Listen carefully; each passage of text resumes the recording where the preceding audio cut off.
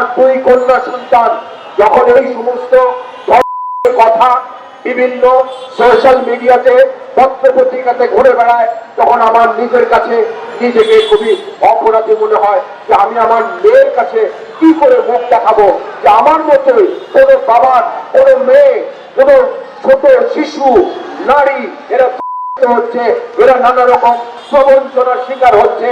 বাবা হিসাবে, মা হিসাবে আমাদের কি কর্তব্য? সন্তানের নিরাপত্তা রাষ্ট্র দিতে পারছে না, আমরা পারিবারিক ভাবেও দিতে পারছি না। সুতরাং আমি উদাত্ত কণ্ঠে আজকে এখানে বলতে চাই, এই যে অবস্থা চলছে, যে মহামারী শুরু হয়ে গেছে, এটা অবিলম্বে বন্ধ করতে হবে। আপনাদের কাছে আমার অনুরোধ, আপনাদের লেখনীর মাধ্যমে, আপনাদের মিডিয়ার প্রচারণার মাধ্যমে এই বিষয়টাকে নিয়ে এমন একটা সোচ্চার করে তুলুন পুরো বাংলাদেশকে, যাতে এই প্রতারকদের সর্বোচ্চ যে শাস্তি সেটা নিশ্চিত করতে এই সরকার বাধ্য হয়।